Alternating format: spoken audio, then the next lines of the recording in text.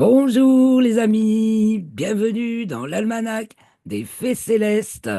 Je suis avec Christophe. On n'est même pas en visio aujourd'hui, on est en direct. Christophe fait un petit stage chez moi. On va vous potasser la météo pour l'année à venir. Alors on vous tiendra au courant des résultats de notre travail. Et oui, Christophe dit qu'il s'y est déjà un peu penché. Ça sent le froid. Bon, on commentera ça. On en parlera peut-être un peu dans les commentaires astrologiques. Donc pour l'instant, c'est le bulletin astronomique. Bon, moi je suis Claire Henrion pour les nouveaux. Donc chroniqueuse astronomie qui vous emmène de semaine en semaine, ou plutôt de phase lunaire en phase lunaire, vous préparez à voir ce que vous allez voir et savoir ce que vous ne verrez pas. Donc cette semaine exceptionnelle, c'est la première phase de la première lune de printemps nord, automne sud. Elle débute donc par la nouvelle lune le 29 mars avec une éclipse de soleil et elle s'achève avec le premier quartier samedi 5 avril. Donc le premier quartier et ce jour-là, la lune est conjointe à Mars. Donc on a une belle semaine avec une éclipse de soleil, un premier de croissant de lune. On va voir tout ça. Elle va être conjointe à Uranus, la Lune, puis à Jupiter, et puis entre-temps aux Pléiades, à Aldébaran, au niveau des étoiles.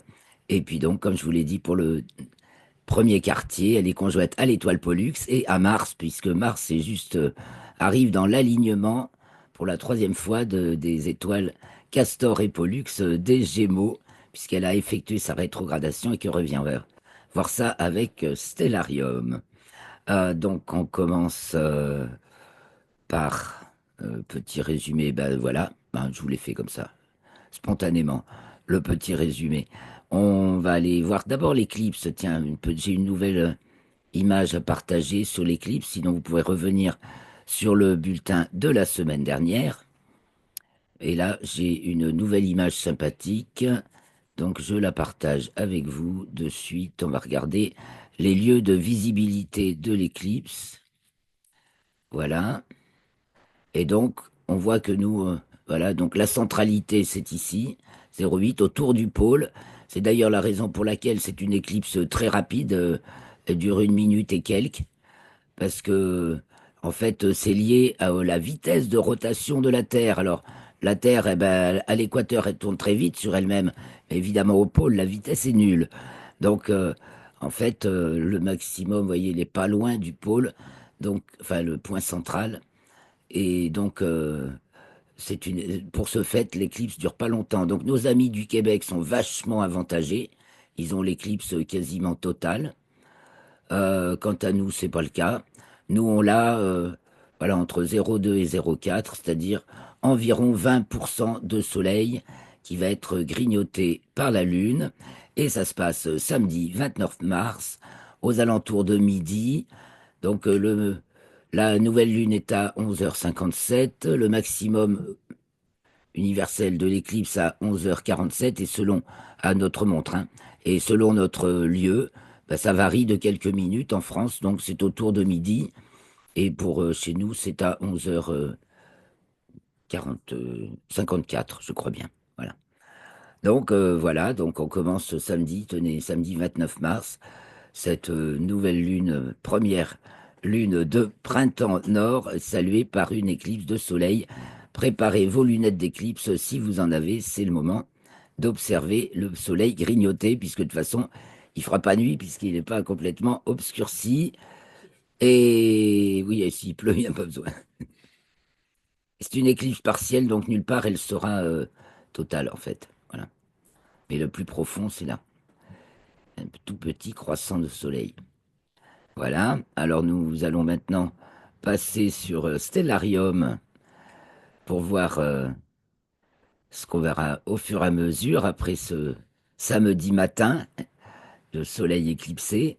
Donc au fait, merci à tout le monde, hein, merci pour vos commentaires, vos likes, vos partages. Bonjour, félicitations, merci à tous nos nouveaux abonnés. Et si vous pouvez nous soutenir par un petit tip, bien sûr, c'est bienvenu. Alors voilà, mais je suis en tous les cas toujours ravi de vous présenter ce bulletin astronomique, car c'est vraiment le premier pas, le pas, ou même le pas préliminaire à toute considération. C'est-à-dire qu'on va se brancher concrètement, terre, ciel, les pieds sur terre, la tête dans les étoiles, et on va voir ce qu'on voit et savoir le repérer. Et le savoir à l'avance, c'est pratique. Et puis, ça va nous entraîner dans certaines réflexions, certainement, ça c'est sûr. Alors, nous nous retrouvons donc sur le terrain, le, je vais déplacer ça, voilà, le 28 mars au soir. Donc, la nouvelle lune, c'est le 29. On a passé l'éclipse, on arrive le 29 au soir. Donc, et puis en plus, on a le changement d'heure qui va advenir. Alors, le 29 au soir, on est encore en heure d'hiver. Donc, TUTC plus 1. On va aller voir le soleil qui se couche, bien sûr, de plus en plus tard. Ah, au passage, j'ai téléchargé la dernière version de Stellarium. Eh ben, évidemment, c'est mieux, bien sûr. Il y a des améliorations. Et donc, ben, tout le monde en profite. Vous voyez, on voit la Lune là tout près du Soleil. On peut voir, évidemment, on peut le regarder aussi, ce que ça fait au moment de l'éclipse, hein. Après tout, je peux revenir à l'heure de l'éclipse et puis on reviendra dans la soirée. Voilà, 11h58, on est en plein dedans. Voilà. Donc la Lune, voilà, en blanc le Soleil, en gris foncé la Lune. Et donc on le voit à peu près là au maximum de l'éclipse. Le Soleil occulté, là ça diminue. Et jusque chez moi, c'est 12h54. Voilà ce qu'on verra du Soleil occulté par la Lune en ce beau jour du 29 mars, si le temps le permet, bien entendu. Maintenant, s'il y a un léger voile nuageux, ben, on voit le Soleil, c'est tout ce qu'on voit, et on n'a même pas besoin de lunettes d'éclipse. C'est arrivé déjà. Alors, c'est pas qu'il faut pas utiliser les lunettes d'éclipse, et si vous regardez avec un instrument, bien sûr, faites une projection ou mettez le filtre adapté à l'entrée de votre instrument, hein, de votre télescope ou de vos jumelles. Et sinon, faites une projection. Donc, nous, on va faire une petite animation. Vous voyez, il y a Vénus qui est pas loin. Bah oui. Vénus et Mercure sont tout près du Soleil, puisqu'elles étaient en conjonction inférieure, respectivement, le 23 et le 24 mars. Et donc, elles viennent d'être juste, la Lune vient juste d'y être conjointe le 28 mars. Alors maintenant, je reviens sur le Soleil. On va aller le voir se coucher le soir du 29 mars. Mets-toi au milieu, petit Soleil. Ah, voilà. Donc maintenant, il va se coucher. L'équinoxe étant passé, ce jour-là, il se couchait pile à l'ouest. Il va aller se coucher un peu plus à droite que l'ouest, hein, suivi par la Lune de peu. Donc on voit pas la Lune, bien sûr, le 29 au soir. Et donc là, il est 19h. Le soleil se couche à 19h15. On va prendre une petite heure de plus, mais ce qui va nous intéresser surtout, on va aller au lendemain. On va aller directement au 30, puisque le 30, on a le premier croissant de lune et on sera passé à l'heure d'été, donc 20 heures. Voilà. Hier, le 29, il est 19 heures, le 30, il est 20 heures et le soleil se couche à donc 3 minutes plus tard que la veille à 20h18. La veille, c'était à 19h15. On a avancé, on a mangé une heure, si vous voulez. Donc, c'est dans la nuit de samedi à dimanche à 2 heures du matin. Il est déjà 3 heures. Et voilà. Et on rattrapera cette heure le dernier dimanche d'octobre. Voilà. Donc le soleil se couche, donc chaque jour il va aller se coucher plus près du nord-ouest. Il s'y couchera le jour du solstice d'été, donc nord, au mois de juin. Et le matin, c'est pareil, il se lève de plus en plus du côté de l'est, mais de plus en plus près du nord. Et donc sa course grandit, il monte de plus en plus dans le ciel. Sa déclinaison augmente. Et on va voir que celle de la Lune aussi, mais alors allons un peu plus tard. On va choper notre premier croissant de Lune, qui alors là, il est exceptionnellement haut. Hein, je vous trace l'écliptique. Vous voyez qu'elle est droite, l'écliptique, pratiquement, là, quand c'est proche de l'équinoxe. Et du coup, la Lune est avantagée. Enfin, la Lune et les planètes le long de l'écliptique sont avantagées pour être bien vues, quoi. Et restent hautes, même que le Soleil ne soit, même si le Soleil n'est pas très bas en dessous l'horizon. Donc, notre tout premier croissant de Lune, je grossis. Si, voilà, je ne sais plus exactement combien, de 2,5%. Voilà, un petit croissant bien fin, mais qui sera visible à l'œil nu. Il est donc devant la constellation du Bélier, tout près d'Uranus. Et le lendemain, donc il va se coucher quand même 23h26, soit combien ça nous fait après le Soleil, ça? 20, 20h16. Non, 22h, il se couche. Mais j'ai sauté un jour. Je suis au 31, voilà pourquoi. Excusez-moi, il était gros le croissant, c'était pas 2%. Le voilà, le croissant du 30. 2,5%. Hein. Très très fin, liseré encore, enfin il y a plus fin, hein, mais c'est déjà bien fin. Et quand même il est haut, mais pas si haut que je vous l'ai montré hier. Donc là, à 21h, le 30 mars au soir, premier croissant de lune.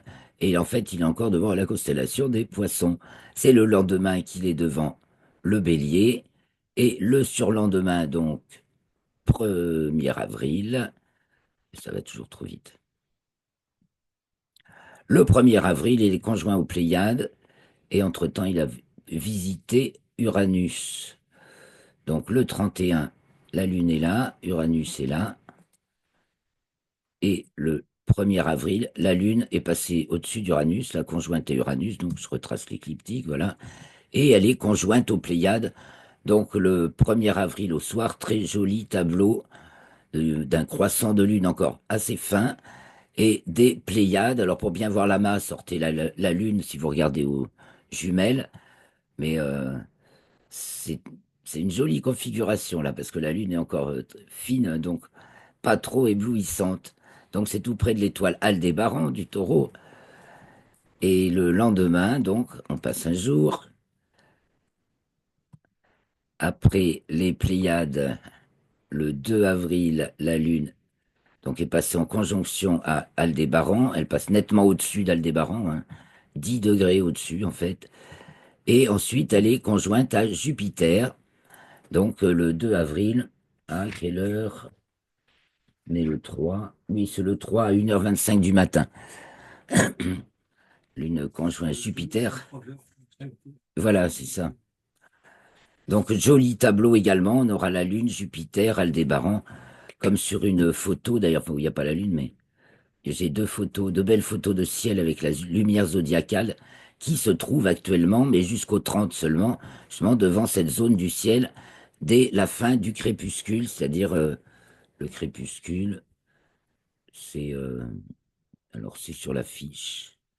Les horaires de crépuscule. Vous voyez, je vous montre un peu l'affiche, là, je partage, parce que ça, je ne vous l'ai pas montré souvent. Donc, crépuscule astronomique, la nuit du 29 au 30 mars, c'est à 20h55, donc 21h55, aux alentours de 10h. Voilà, aux alentours de 10h du soir.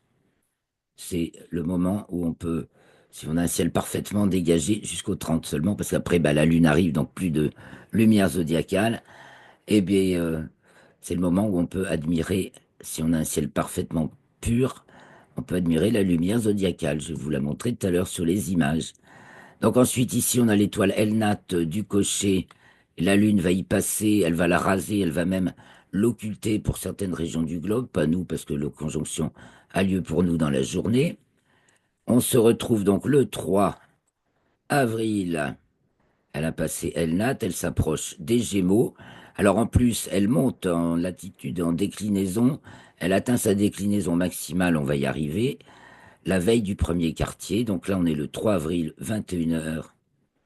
Le 4 avril, elle arrive devant les Gémeaux et c'est là qu'elle atteint sa latitude et quasiment 4 heures plus tard seulement, sa déclinaison maximale, donc toujours très haut par rapport au plan de l'équateur terrestre, à 28 degrés au-dessus du plan de l'équateur, donc largement hors limite zodiacale. Donc ça veut dire plus haut que le Soleil au solstice. Et ensuite, voilà, c'est le jour du premier quartier, le 5 au matin, et le 5 au soir, on a ce très joli tableau avec Castor, Pollux, Mars, et ici notre demi-lune, alors qui évidemment éteindra un peu les étoiles, mais enfin, tout devrait pouvoir malgré tout se remarquer à l'œil nu. Et voilà pour cette épopée lunaire de cette première phase, évidemment, en première phase de la lunaison, la lune se lève aux alentours. Alors, quand on arrive au premier quartier, donc plutôt, on va commencer à la nouvelle lune. Donc, à la nouvelle lune, la lune se lève en même temps que le soleil culmine. Pareil, elle culmine en même temps que lui à peu près, aux alentours de midi, du midi vrai, bien sûr, puisque maintenant nous avons midi à 14 heures, avec l'heure d'été, et se couche à peu près au coucher du soleil, puis chaque jour de plus en plus tard. Donc, on va la voir se coucher de plus en plus tard en première moitié de nuit. Et, et au jour du premier quartier, eh bien, elle se lève aux alentours du midi vrai, culmine au début de la nuit. Là, comme c'est le cas, nous sommes au début de la nuit. Il est 21 heures le 5 avril. Je me tourne vers le sud. Et voilà, la Lune culmine à peu près. Elle vient juste de passer avec les Gémeaux et la planète Mars, qui se remarque encore bien, tandis que Jupiter est déjà sur le couchant du côté de l'ouest. Alors, on va prendre une heure de plus. Voilà, il est 22 heures, il fait nuit, c'est le début du crépuscule, c'est la fin du crépuscule astronomique, le début de la nuit noire. Donc on voit notre Granger de l'hiver qui se couche, donc avec le taureau, donc Aldébaran ici, Orion, avec les trois mages, Bételgeuse et Rigel, et puis Sirius du grand chien qui va se coucher au sud-ouest, hein, et qui est la plus brillante étoile du ciel, Procyon du petit chien, et donc Pollux et Castor des Gémeaux, et la très brillante Capella du cocher. Donc tout ça maintenant va se coucher en début de nuit de plus en plus tôt. Si vous voulez voir encore une fois Uranus avant qu'elle ne disparaisse, c'est tout de suite ou jamais cette semaine. Bah même le 30, c'est le mieux parce qu'après, Uranus se couche de plus en plus tôt et la Lune brille de plus en plus fort. Donc c'est fini aussi pour l'observation d'Uranus. On va voir les planètes. Bah, donc là, vous voyez celle du soir. Donc encore Uranus pour cette semaine, dernière limite. Jupiter qui est toujours très bien visible. Et Mars qui, bien qu'elle perde de l'éclat, reste très remarquable. Et donc va se retrouver parfaitement alignée à nouveau avec Castor et Pollux, comme elle l'a été déjà tout début novembre dernier. Et puis ensuite, elle a rétrogradé. Donc elle est pas d'abord, elle avançait comme ça, tchouk, elle était conjointe, enfin alignée. Alignée, ça veut pas, ça veut dire que ça forme une ligne, quoi, hein. Elle était alignée avec Castor et Pollux. Après, elle a rétrogradé, elle s'est avancée, elle a rétrogradé, elle s'est retrouvée alignée, elle a rétrogradé, et maintenant elle avance, et donc elle va se retrouver alignée. Je crois que c'est le 8 avril, et après elle continuera son chemin le long de l'écliptique que je retrace ici. Voilà. Voilà pour les planètes du soir, et donc on va faire le tour de la nuit, comme ça on arrive au matin et on verra les planètes du matin. En fait, du matin, il y en a plein, mais il y en a qu'une à voir. C'est Vénus. Les autres sont invisibles. Donc au cours de la nuit, on va d'abord début de nuit, on va se tourner maintenant vers le nord pour prendre nos repères. En début de nuit, nous avons Céphée qui passe au ras de l'horizon, c'est ce qu'on appelle sa culmination inférieure. Là, je trace le sommet du ciel ici. Nous avons la grande ours pratiquement tout en haut. Elle va passer en haut dans la première moitié de la nuit, sur le dos. L'ours plane. Ensuite, elle va basculer du côté de l'ouest. Donc, en début de nuit, ben, il y a Cassiopée qui est presque en bas, Céphée qui est complètement en bas, et puis le dragon et la petite ours qui remontent à droite, et donc la grande qui est tout en haut.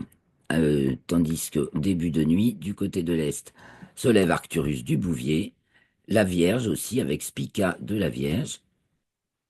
Et puis nous avons donc Arcturus, le Bouvier, et en dessous la couronne boréale et Hercule qui apparaît au nord-est. Nous avons la Vierge et au-dessus, donc la chevelure de Bérénice qui est dans le prolongement du lion qui s'élève fièrement en début de nuit. Et donc au sud, début de nuit, c'est le lion qui arrive pratiquement à sa culmination. C'est le cancer qui culmine, grosso modo. Et en dessous, il y a l'hydre. Sous le cancer et le lion, nous avons l'hydre femelle. Parce que dans l'hémisphère sud, il y a l'hydre mâle aussi.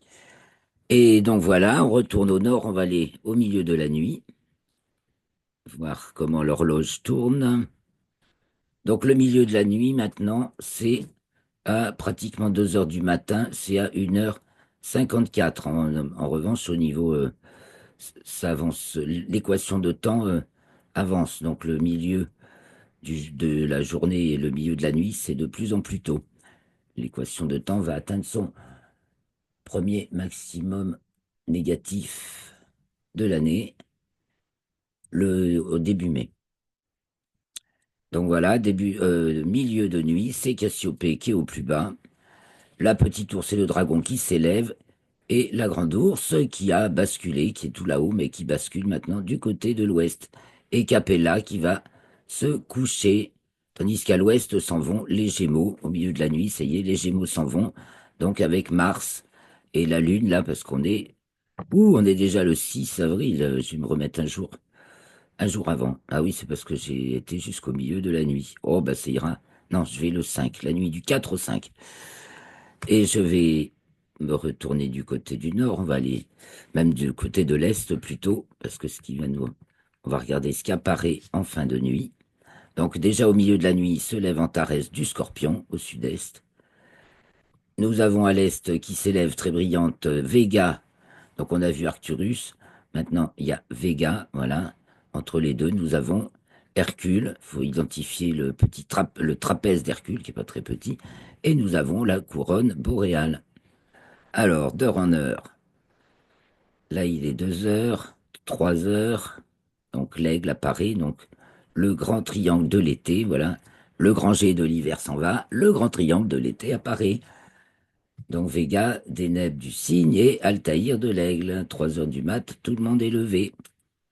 4 heures, et ben voilà, Vega s'élève, on a tout, notre grand triangle de l'été s'élève avec les petites constellations.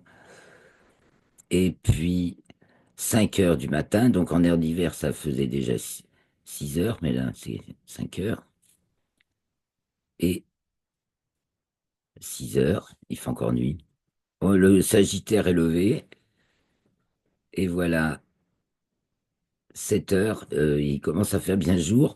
Et nous avons donc Vénus, voilà, qui est devant la constellation des Poissons et qui est visible.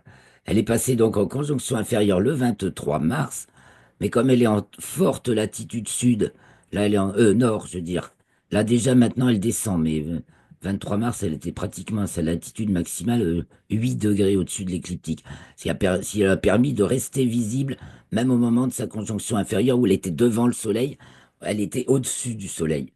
Donc il y avait eu moyen même du 18 au 21 de l'avoir à la fois encore le soir et déjà le matin. Incroyable, n'est-ce pas? Ça arrive. Vous allez voir, j'ai une super photo faite avec les deux croissants de Vénus des deux dernières conjonctions inférieures. Donc c'est la seule qu'on voit, mais il faut savoir il y a aussi, on va les chercher, ou alors j'éteins l'atmosphère, j'éteins le sol, et on va voir tout le monde. Nous avons Mercure, nous avons Saturne, et nous avons également Neptune, qui sont toutes près là, mais qui elles sont invisibles. Mercure aussi. Bon, deviendra visible fin avril, Neptune fin juin, début juillet, en toute fin de nuit, bien sûr. Quand elles réapparaissent, les planètes, c'est le matin, en fin de nuit.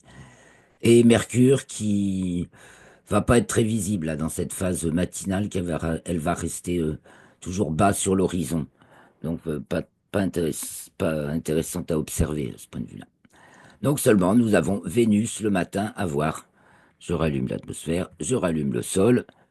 Et pour clore ce petit bulletin, donc maintenant vous avez une idée un peu plus précise de ce que vous pourrez voir dans le ciel cette semaine.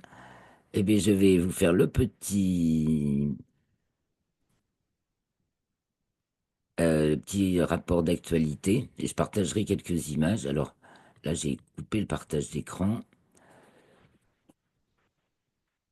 Ouais. Sinon, je vous remets le partage d'écran. Ouais, parce qu'il y a des images à montrer, hein, il n'y a pas photo. Mais je vais le couper de temps en temps pour me suivre mon guide. Il est que sur l'écran A, à moins que je puisse faire une petite astuce comme ça. Ah, voilà. Là, c'est pas bête, ça, hein. J'ai peut-être arrivé à faire quelque chose. Seulement, j'ai personne en face pour me dire si on me voit bien ou pas. Alors, je reviens. Je partage l'écran parce que je vous montre cette fameuse spirale. Donc, ben là, c'est la Lune. Ben, on va commencer par la Lune. Voilà. Donc, la Lune, au cours de la semaine, on va voir le Soleil qui se lève sur la Lune. Là, c'est le 3 avril. Là, c'est le 4. Ben, on va commencer par le 3. Donc, tout au long de la semaine, on passe d'un fin croissant, là, qui est de ce côté, puis le soleil se lève, se lève, se lève, se lève, sur la mer des crises, la mer de la fécondité, la mer de la tranquillité, et quand on arrive le 3, il se lève sur la mer de la sérénité, et c'est le moment d'observer ce très beau trio de cratères célèbres, Théophilus, Cyrillus et Katharina, vous voyez, trois qui forment un petit chapelet de cratères, là. Et le soleil se lève juste sur eux le 3 avril au soir. Le 4, eh ben, le soleil a continué à se lever sur la Lune. Qu'est-ce que je fais avec mon image là? Oh. Ah bah c'est que juste, c'est normal. Ça me montre le nord, voilà, de la Lune, avec euh, Eudoxe, les cratères Eudoxe et Aristote, là, que l'on voit au nord de la Lune, sur lesquels le soleil se lève. Donc si vous regardez dans un instrument, l'image est renversée, au bas et droite-gauche, dans un télescope. Et il a fini de se lever sur la mer de la Sérénité. Ensuite, une petite photo du cratère Posidonius. Donc là, c'est le coucher du soleil sur Posidonius. Ça devait être le 24. Enfin, si j'ai bien interprété l'image. Voilà, sachant que du coup, on voit les ombres ici, c'est-à-dire que le soleil est de ce côté. Donc Posidonius, c'est intéressant à observer 4 jours après la pleine lune ou 5 jours après la nouvelle lune. Donc là, vu le sens, ça doit être 4 jours après la pleine lune. C'était pas précisé des fois. Les photographes oublient de préciser les dates et heures de leurs photos. Or, même sur la Lune, c'est hyper important, hein, je trouve, de mon point de vue. Et donc voilà, mais c'est bon, si ma déduction est fausse, ben, le monsieur il aura qu'à me le dire. Je le prendrai bien. Et donc voilà, c'est le cratère qui est bien en valeur 4 jours après la pleine Lune ou 5 jours après la nouvelle Lune. Ensuite, nous voyons cette fameuse spirale qui a été provoquée en fait par la chute du deuxième étage de la fusée Falcon 9 qui a lancé un satellite pour une agence secrète américaine, une des 17 agences secrètes américaines, la NRO. Donc un satellite espion, mais tout le monde en parle, c'est pas grotesque. Et donc ce lancement que j'avais suivi chez Ufotinic, d'ailleurs, tout s'est bien passé, mais encore une fois, il voudrait que l'élément du deuxième étage se désintègre dans l'atmosphère, et ça le fait pas, ça retombe, et ça crée ces spirales, c'est pas la première, mais les gens ont été surpris, alors ça a été visible dans l'est de la France, mais c'est pas un phénomène extraordinaire, c'est dû à à l'entrée dans l'atmosphère de cet élément de fusée, en fait. Donc je reviens sur mes news vite fait. Qu'est-ce qu'on a comme nouvelle?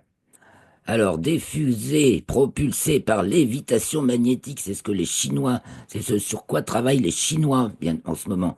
On va bientôt se débarrasser des carburants comment, polluants et on va bientôt y arriver, hein. Les Chinois y travaillent. Je pense que du côté SpaceX, c'est possible, et d'autres qui y travaillent aussi. Et puis, on a aussi des innovations dans ce domaine avec encore une jeune entreprise, Hyperspace, acteur majeur de l'innovation spatiale en France et en Europe, primé pour son moteur de fusée alimenté au plastique recyclé. Et qu'on a de l'imagination quand même dans ce domaine. Ensuite, on parle un peu d'Artemis 2, la mission de la NASA pour retourner sur la Lune, donc celle qui doit emmener des astronautes faire un grand tour autour de la Lune. Artemis 1 s'est passé en 2023, je crois déjà, hein, c'était même pas 2024. Donc c'était 100 astronautes, c'était faire le tour de la Lune sur le trajet que va refaire Artemis 2 maintenant. Et donc, la fusée SLS, la gigantesque fusée SLS qui doit emmener les astronautes sur la Lune, enfin lancer le- alors ce sera un engin, ce sera une capsule de SpaceX aussi, hein, au sommet de la fusée. Et ben, le premier étage est assemblé, ça avance, ça avance. Mais le décollage est prévu au mieux en avril 2026. Ensuite, bah, SpaceX fait toujours des innovations. Donc, bientôt un vol habité par des civils en orbite polaire, donc une première. Donc, en fait, c'est un équipage composé de 4 personnes qui sont pas astronautes, mais enfin, ils sont prêts. Là, ils ont fait un super entraînement. Il y en a un qui est investisseur en crypto, l'autre expert en robotique, le troisième quand même explorateur polaire, parce que c'est le but de la mission, et la quatrième réalisatrice. Donc, ils vont décoller sans doute, si tout va bien, le 31 mars. Je suis sûr que Ufotinic va suivre ça. Mais il y a d'autres sites aussi bien hein, ré- qui répertorient les lancements spatiaux. Mais enfin, tous les lancements spatiaux de toutes les agences spatiales du monde, dans la mesure de ses possibilités, ben, il les suit. Et ça, c'est très, très intéressant parce que c'est intéressant de voir dans le monde entier tout ce qui se passe dans ce domaine, en fait. Donc, elle décollera avec une fusée Falcon 9 aussi, normalement le 31 mars. Et ils vont donc décoller et faire un tour de terre autour des pôles. Donc, une petite image de l'Antarctique telle qu'il devrait. Alors, ça, c'était l'atterrissage de la mission, enfin, l'amérissage de la mission Crew 9. Bon, là, on voit des zodiacs, mais il y a eu des dauphins dès que la capsule était dans l'eau, mais je vous les ai montrés la semaine dernière, qui sont venus autour de la capsule qui était tombée dans l'eau. C'était trop, c'est assez émouvant. Donc, voilà l'Antarctique, tel que devraient le voir les, l'équipage de cette mission qui s'appelle, je sais plus comment, déjà, je viens de vous le dire, qui s'appelle Fram 2. Voilà. Et donc, ils verront les pôles de haut. Et ils vont tourner autour de la Terre, autour des pôles. Ensuite, SpaceX, toujours. Alors, cet amérissage dans le golfe du Mexique, qui maintenant devrait, d'après Trump, s'appeler le golfe de l'Amérique. Donc, c'était le premier et dernier amérissage dans le golfe du Mexique, car jusqu'en 2019, SpaceX faisait amérir ses capsules dans le Pacifique parce que c'était plus simple logistiquement.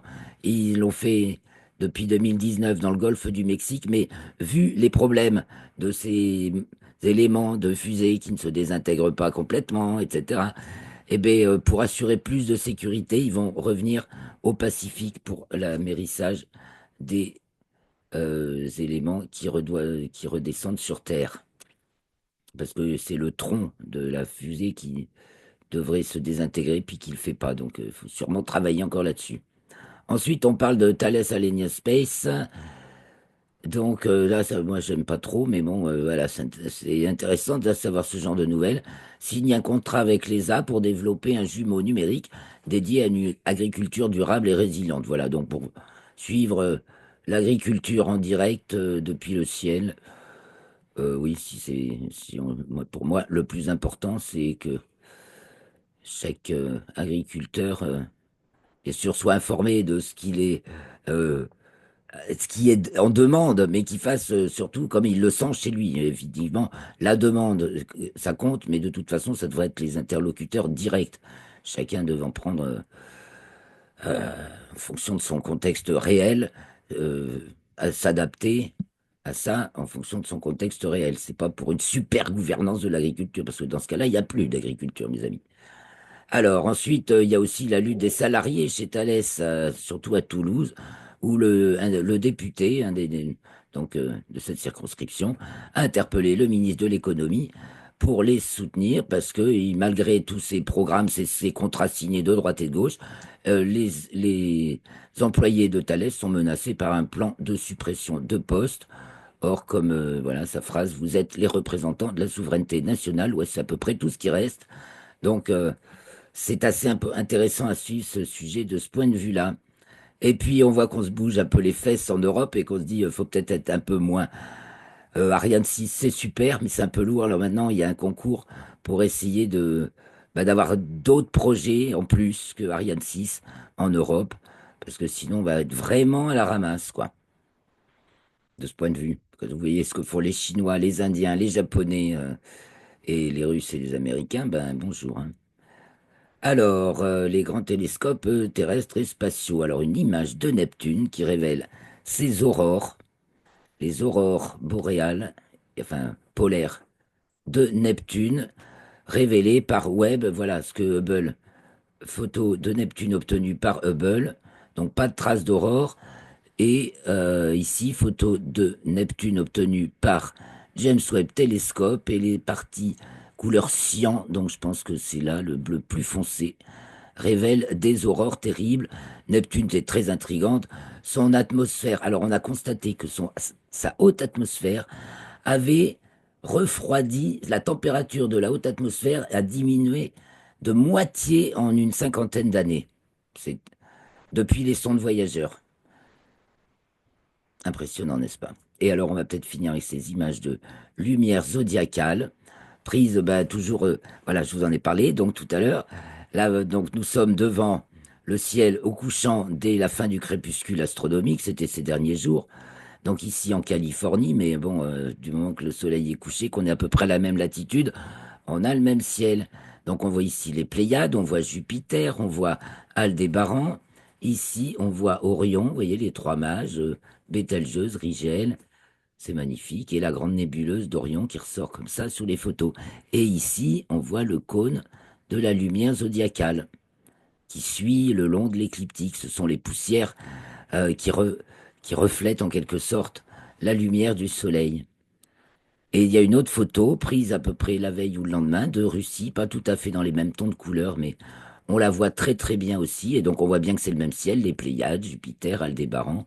On l'a Orion et pas dans le cadre. Et le cône de la lumière zodiacale est ici. C'est assez net aussi. Voilà, c'est bon, c'est que jusqu'au 30 mars. Et puis on finit, je sais pas si c'est la fin, non pas tout à fait, une petite photo de la galaxie du tourbillon, Messier 51, dans la galaxie des chiens la constellation des chiens de chasse, qui passe au méridien à la minuit, là, en ce moment, au zénith, je veux dire, qui est tout en haut du ciel, donc, mais qui est facilement observable pratiquement donc toute l'année. Très très belle.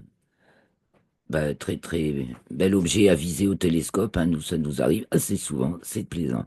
Très très belle en photo. Et voilà notre soleil. Alors le soleil toujours très actif, mais là ces derniers jours, dans la semaine qui vient de passer, il a beaucoup décru là, mais c'est de toute façon il a des cycles aussi. Là il y a des périodes, c'est sur chaque mois. Il y a un moment où il est très actif, après ça se calme. Bon, globalement. Le maximum semble être passé. Et après, il y a des hauts, il y a des bas, il y a des hauts, il y a des bas. Donc, il y a une semaine, c'était tonitruant. Et là, maintenant, on est tombé, là, donc, 191 tâches de mémoire, 11 ou 12 groupes de tâches. Et là, on est tombé à 6 ou 7 groupes de tâches et 60 quelques, qui font 60 tâches. Donc, c'est beaucoup plus calme. Ah, voilà, Vénus. Voilà, c'était ça la dernière. Alors Vénus a sa conjonction inférieure de 2023, de 2025, donc celle qui succède, et donc ces deux croissants définissent son diamètre apparent. Voilà à quoi s'est amusé le photographe. Petit croissant de Vénus, donc en haut, elle était forcément sûrement en latitude sud, donc éclairée vers le haut. Là, en latitude nord, donc éclairé le croissant du bas. Et voilà. Eh ben, je vais vous laisser sur ce petit clignotis vénusien. Je vous remercie beaucoup de votre attention, d'avoir suivi ce bulletin jusqu'au bout. Je vous souhaite une très belle semaine, d'admirer plein de belles choses dans le ciel, peut-être l'éclipse et puis le premier croissant et puis la conjonction de la Lune avec les planètes, les Pléiades et Mars et Castor et Pollux et compagnie. Et une très très bonne semaine. Donc on se retrouve pour le prochain bulletin jeudi 4, non, jeudi 3 alors, certainement, jeudi 3 avril pour le bulletin suivant qui sera pour la deuxième phase de la première lune de printemps, donc du 5 avril au 12 avril, n'est-ce pas Christophe? 12 avril, la pleine lune, hein. Du 5, premier quartier, au 12, la pleine lune. Le 5 avril, c'est le premier quartier. Le 12, ce sera la pleine. Mais ça, ce sera la semaine prochaine. Alors portez-vous bien, les amis. Merci encore. Et à bientôt, bien entendu. Ah oui, je lâche le partage et je vous dis au revoir.